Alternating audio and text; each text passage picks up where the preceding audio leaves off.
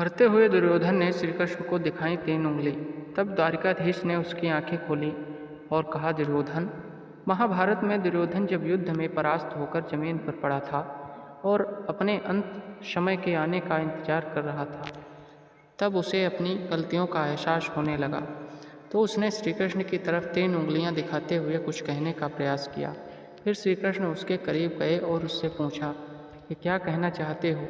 यही नहीं, श्री कृष्ण ने उसकी आंखों में पड़ी गफलत की धूल भी साफ की। ऐसे में आइए जानते हैं कि दोनों के बीच क्या वार्ता हुई। और यह प्रसंग इतना रोचक है कि महाभारत युद्ध अपने अंतिम दौर में था। दुर्योधन का घमंड चूर होने लगा था। यह वही दुर्योधन था जिसे अपनी सेना और साहस पर बड़ा अभिमान था।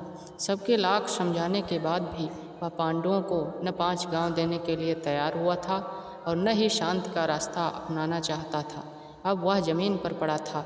महाबली भीम के गदा के वार ने पूरी तरह घायल कर दिया था और वह अपनी अंतिम सांसें गिन रहा था। तभी वह भगवान श्री कृष्ण की ओर देखकर बार बार उंगली दिखाने लगा। आखिर पांडवों का साथ दे रहे श्री कृष्ण को अंतिम समय में दुर्योधन क्यों उंगली दिखा रहा था। आइए जानते हैं महाभारत की ये रोचक कथा। दोस्तों, वीडियो में आगे बढ़ने से पहले हमारे चैनल को लाइक सब्सक्राइब जरूर करें। महाभारत के दौरान दुर्योधन और भीम के बीच भीषण युद्ध हुआ था। तब दुर्योधन भीम के गदा के प्रहार से लहूलुहान हो गया। दुर्योधन को अपनी मृत्यु निकट दिखाई दे रही थी। तब उसने श्री कृष्ण की ओर देखते हुए 3 उंगलियां उठाईं और कुछ कहने की कोशिश की। श्री कृष्ण ने जब दुर्योधन को देखा तो वह उसके करीब गए और जानना चाहा कि वह क्या कहना चाह रहा है। तब दुर्योधन अंतिम समय में अपनी गलतियों पर बात की। दुर्योधन ने श्री कृष्ण से कहा कि उसने महाभारत के दौरान 3 गलतियां की। यही वजह है कि वह युद्ध में विजय श्री हासिल नहीं कर सका और अब खुद अपनी जीवन नया डूबते हुए देख रहा है।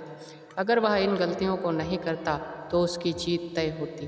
तब दुर्योधन बोला कि उसकी पहली गलती यह थी कि उसने नारायण को नहीं चुना बल्कि उसकी नारायणी सेना को चुनने का प्रयत्न किया। अगर नारायण यानी श्री कृष्ण उसके साथ होते तो जीत उसी की हो सकती थी। दुर्योधन कहता है कि मेरी दूसरी गलती थी कि मैंने अपनी माँ गांधारी के कई बार कहने के बाद भी उसके सामने निर्वस्त्र नहीं गया बल्कि लंगोट पहन कर गया। अगर मैं लंगोट पहन कर नहीं जाता तो किसी भी योद्धा के प्रहार का मेरे पूरे शरीर पर कोई असर नहीं होता और कोई भी मुझे हरा नहीं पाता। फिर दुर्योधन अपनी अंतिम गलती के बारे में बताता है।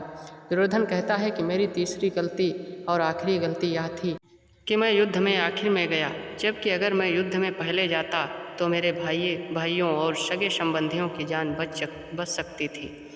इस पर श्री कृष्ण दुर्योधन को समझाते हुए कि तुम्हारी हार के मुख्य कारण है अधर्म के रास्ते पर चलना, अपनी कुलवधू द्रौपदी का चीरहरण करना। यही वजह है कि तुमने गलत कर्म किए और अपना भाग्य लिखा। श्री कृष्ण ने कहा कि तुम अपनी इन 3 गलतियों की वजह से नहीं हारे बल्कि सिर्फ इसलिए हारे क्योंकि तुमने अधर्म की राह चुनी। इस प्रकार अंत समय दुर्योधन को अपनी सही गलत समझ में आ गया। दोस्तों, हमारी कहानी का उद्देश्य बस इतना ही है कि अधर्म कितना भी बलवान हो लेकिन धर्म के सामने घुटने टेकने ही पड़ते हैं। दुर्योधन के पास बहुत सारे धनुर्धर महारथी थे जिनके एक बाण से पूरा त्रिलोक थर्रा जाता था, लेकिन वही अधर्म के पक्ष से लड़े और वीर गति को प्राप्त हो गए। तो दोस्तों, आज की कहानी बस इतनी ही। मिलते हैं आपको अगले वीडियो में। तब तक के लिए हमारे चैनल को लाइक सब्सक्राइब और कमेंट करना ना भूलें। जय श्री राम।